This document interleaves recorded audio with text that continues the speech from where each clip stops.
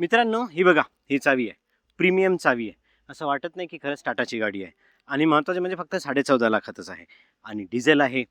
Nexon घ्यायला गेले तुम्ही किंवा मग क्रेटा सेल्टॉस बघत आहात. नेक्सॉन यासाठी कारण डिझेल बोलतोय मी. कारण ह्या शोरूमला गेले तुम्ही टाटाच्या की नेक्सॉन बघायला गेले की तुम्ही ही गाडी अवश्य बघा, नक्की बघा. ठीक आहे. आता बोलू क्रेटा सेल्टॉसबद्दल, कारण त्याच रेंजमध्ये ही गाडी येते. आपण बोलतोय सियाराच्या एका व्हेरियंटबद्दल जे फक्त 14.5 लाखातच येतं. हे व्हेरियंट आहे प्युअर व्हेरियंट. का बरं घ्यायला पाहिजे? का सर्वात जास्त परवडण्यासारखं व्हेरियंट आहे? तुम्हाला पाहिजे त्या सगळ्या गोष्टी कशा ह्यात अवेलेबल होतात, ह्या सगळ्या पॅकेजमध्ये. गाडी कशी आहे, ॲव्हरेज कसं आहे, बाकी सगळ्या गोष्टी आपण या व्हिडिओमध्ये बघणार आहे. चला व्हिडिओला स्टार्ट करू. तत्पूर्वी सबस्क्राईब करायला विसरू नका. चला बोलू मुद्द्याचं. मुद्दा हा आहे की 14.5 लाख जेव्हा तुमच्या खिशात असतात किंवा तुम्हाला लोन करून 14.5चं बजेट असतं, तेव्हा तुम्ही गाडी अशी बघता की पुढचे 10 वर्ष प्रॉब्लेम नसला पाहिजे. मग 10 वर्ष प्रॉब्लेम नसला पाहिजे, मग पेट्रोल असो, डिझेल असो, मग तुम्ही कंपन्या शोधता. कंपन्या शोधायला निघाले गेले की मग तुम्ही कंपेअर करता. तो एक्झिक्युटिव्ह असतो ना, तो तुम्हाला भुरळ पाडतो फीचरबद्दल की हे फीचर चांगलं आहे, ते फीचर चांगलं आहे. मग तुमच्यासोबत घरचे कोणी असतात, मग तुम्हाला सांगतो तो सनरूफ मिळतं, हे करतं, ते मिळतं, फलाना ढिमका 10 गोष्टी असतात. तुम्हाला काय बघायचं आहे गाडी घेताना? तुम्हाला बघायचं आहे तुम्ही जे पैसे देतायत गाडीला, ते पैसे व्यवस्थित जस्टिफाय होत आहे की नाही, खरंच ती गाडी त्या लायकीची आहे की नाही. ठीक आहे. किंवा खरंच जस्टिफाय करते की नाही तुमच्या पैशाला. खरंच तुमच्या फॅमिलीतला उद्या जर ॲक्सिडेंट झाला, असं होऊ नये, आणि उद्या जर ॲक्सिडेंट झाला तर गाडीतले लोक जिवंत बाहेर पडले पाहिजे. ठीक आहे. म्हणून सेफ्टी पण महत्त्वाची आहे.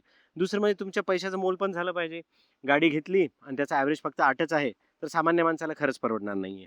ह्या सगळ्या गोष्टी जास्त महत्त्वाच्या असतात. उगाचच हे फीचर आहे का, ते फीचर आहे का, मग ह्यात हे मिळतं का, ह्याच्या मागे लागणं बंद करा. किंवा शेजाऱ्यांनी ही गाडी आणली आणि दाजी म्हणतात ही गाडी घेऊ, किंवा मेवण्याकडे हे आहे, हे बंद करा. हे याच्यासाठी बंद करा. मी खूप स्ट्रेट फॉरवर्ड बोलतोय. हे याच्यासाठी बंद करा कारण खूप महत्त्वाचं असतं जेव्हा तुम्ही गाडी घेता तेव्हा तुमच्या घरचे, तुम्ही आणि तुम्ही एक जबाबदार व्यक्ती म्हणून काय डिसिजन घेता फॅमिलीसाठी, ते जास्त महत्त्वाचं असतं. चला बोलू या व्हेरियंटबद्दल. हे आहे सियाराचं व्हेरियंट. ठीक आहे. सियाराचं प्युअर व्हेरियंट 14.5 लाखात. एक शोरूम प्राईसबद्दल बोलतोय मी. ठीक आहे.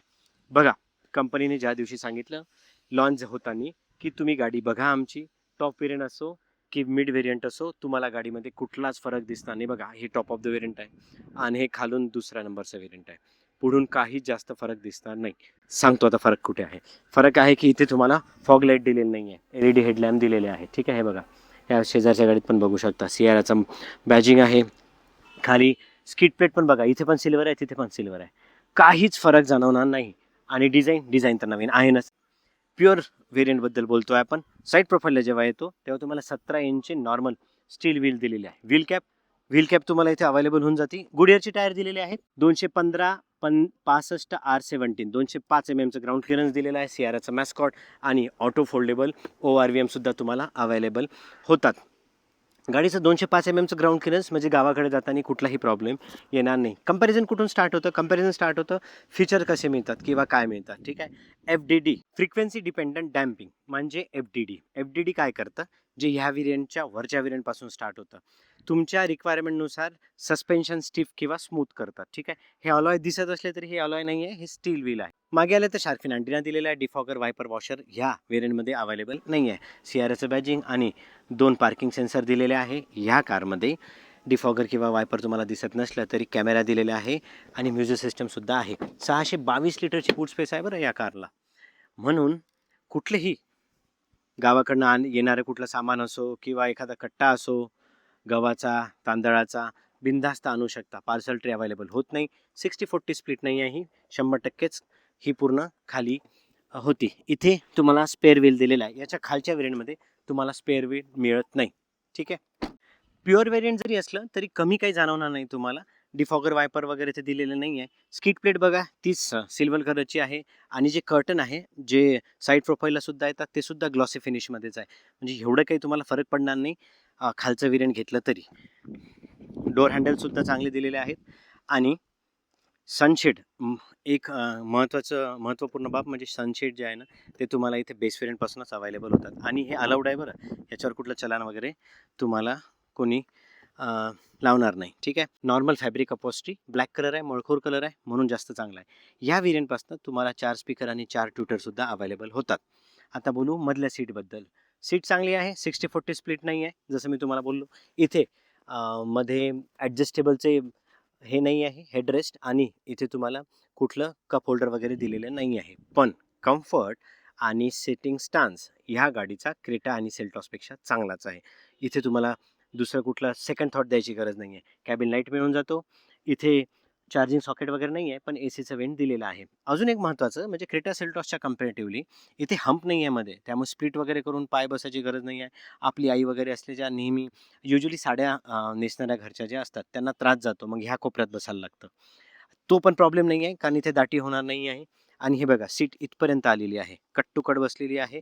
आणि इथे बॅकअप पण चांगलं दिलेलं आहे, बकेट पण थोडी मोठी दिलेली आहे, त्यामुळे ना खांदे पण सुद्धा तुम्हाला अडचण होणार नाही. आता महत्त्वाचं ड्रायव्हर सीटबद्दल. ड्रायव्हर सीटला इथे तुम्हाला 4 विंडोचे पॉवर कंट्रोल दिलेले आहे, इलेक्ट्रिकली ॲडजस्टेड आहे, हे ORVM आणि ऑटो फोल्डेबल सुद्धा आहे. सीट ॲडजस्टमेंटचं फीचर इथे दिलेलं आहे, ही पण एक महत्त्वाची बाब आहे. बरं, ह्या व्हेरियंटमध्ये तुम्हाला इको मोड वगैरे दिलेला आहे, आणि त्याचं बटन इथे दिलेलं आहे. बूट इथून तुम्ही ओपन करू शकता. याच्या खालच्या व्हेरियंटचा व्हिडिओ केलेला आहे मी, त्यात ह्या गोष्टी नाही आहे. इंजिन स्टार्ट स्टॉपचं बटन तुम्हाला प्रत्येक व्हेरियंटमध्ये म्हणजे बेस व्हेरियंटपासूनच अवेलेबल होतं. गाडी स्टार्ट करतोय मी, आणि अजिबात नॉईज नाही आहे. म्हणजे कोणाला जर डाऊट असेल, कोणी कुशाक चालवणारे असतील जे पेट्रोल चालवतात किंवा मारुतीच्या गाड्या चालवतात, त्यांनी जर तुम्हाला म्हटलंच, त्यांना माहिती नसेल तर दाखवा. इथे आल्यानंतर तुम्हाला नॉईज मिळणार नाही आहे. चांगलं रिफाईन रेट्यून इंजिन आहे. चला बोलू. हे आहे स्टेअरिंग व्हील, नवीन कलरचंच, नवीन डिझाईनचं, खालून फ्लॅट आहे आणि टेलिस्कोपिक, आणि हे बघा टिल्ट आणि टेलिस्कोपिक दोन्ही गोष्टी तुम्हाला इथे अवेलेबल होतात. तुमच्याप्रमाणे तुम्ही करू शकता. आता बोलू क्लस्टरबद्दल. डिजिटलच दिलेलं आहे, सगळ्या गोष्टी तुम्हाला सरळ दिसतात, आणि महत्त्वाचं म्हणजे याची रंगसंगतीसुद्धा चांगली आहे. बाकी लाईट, हेडलाईट जे लेवलर आहे ना, ते आता कंपनीने चेंज केलेलं आहे. जुन्या गाड्यांमध्ये असं टर्न करायला लागायचं. टचस्क्रीन 10.25 mm आहे. महत्त्वाचं म्हणजे ह्या गाड्यांमध्ये, टाटाच्या कुठल्याही गाड्यांमध्ये आता बघा कॅमेरा क्वालिटी खूप उत्तम प्रतीची झालेली आहे. याचा तुम्ही रिझोल्युशन पण चेंज करू शकता, फुल करू शकता, याच्यात झूम करू शकता. हे बघा झूम पण करू शकता. म्हणजे अडचणीत जर तुम्ही आहात तर तुम्ही बघू शकता, याला झूम करा, मागे घ्या, परत घ्या, हा सगळा चेंज करू शकता तुम्ही. गाडी पण दिसते, सेन्सर वाईज पण इथं तुम्हाला अलाउ केलेला आहे.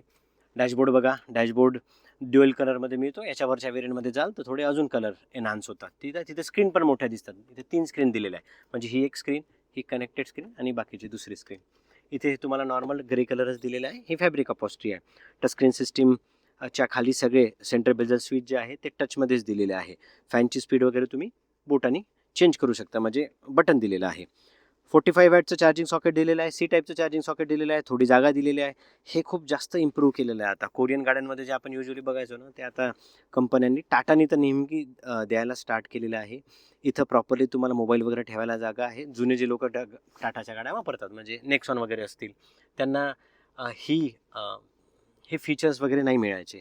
मॅन्युअल गाडी आहे.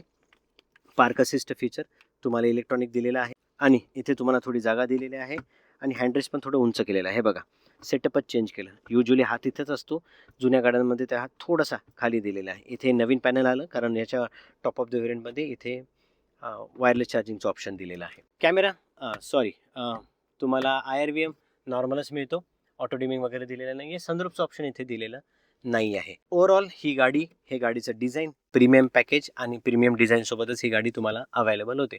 बोलू इंजिन स्पेसिफिकेशनबद्दल, कारण ते खूप महत्त्वाचं आणि महत्त्वाचा मुद्दा आहे. चला बरं, जुन्या गाड्यांप्रमाणे, जुन्या ह्याच्यासाठी म्हणतोय मी, नेक्सॉन, सफारी वगैरे, तिथे नॉब दिलेला आहे. इथे नॉब नाही आहे. इथे जेव्हा बूट ओपन करता तेव्हा दोनदा ओपन करायचं आहे तुम्हाला. हे बघा, कारण तिथे कुठलंच खाली नॉब दिलेला नाही आहे. त्यामुळे तुम्ही जेव्हा हुड ओपन करता, विदाऊट कटच दाखवतोय तुम्हाला मी, जेव्हा तुम्ही हुड ओपन करता तेव्हा हे बटन शोधायची गरज नाही आहे, किंवा हा जो नॉब असतो ना अडकणी, ती पण शोधायची गरज नाही आहे. हे डायरेक्ट वर उचला, ठीक आहे. आणि जेव्हा तुम्ही वर उचलता तुम्हाला नक्कीच जाणवतं इथं हायड्रॉलिक पाहिजे होतं, कारण वजनच तेवढं आहे. आता बोलू इंजिन स्पेसिफिकेशनबद्दल. एक डिझेल इंजिन तर आहेच, ज्याची पॉवर भन्नाट आहे. 280 न्यूटन मीटरचा टॉर्क ऑटोमॅटिकमध्ये, आणि मॅन्युअलमध्ये 260 न्यूटन मीटरचा. जे पेट्रोल आहे त्यात मिळतो तुम्हाला 105 BHPची पॉवर. 1.5 लिटरचंच इंजिन आहे, आणि ओव्हरऑल तुम्हाला 145 न्यूटन मीटरचा टॉर्क मिळतो. पैशाच्या रेंजमध्ये फरक येणारच आहे. जसं मी तुम्हाला बोललो, आपण आता डिझेलबद्दल बोलतोय.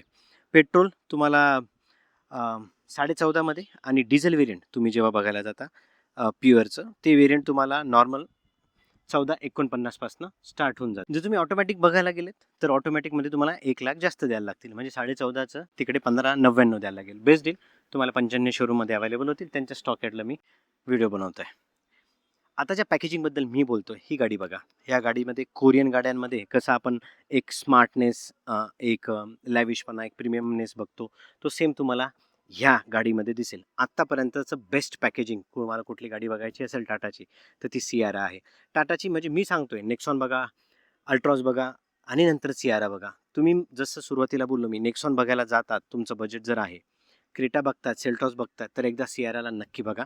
तुम्ही नक्कीच या गाडीच्या प्रेमात पडणार. व्हिडिओ कसा वाटला कमेंट सेक्शनमध्ये नक्की कमेंट करून सांगा. गाडी मस्त आहे, बाकी सगळ्या गोष्टी मी कव्हर केलेल्या आहे, पण याचे सगळे व्हेरियंट मी कव्हर केलेले आहे. चला भेटूया नवीन वेळेमध्ये. धन्यवाद.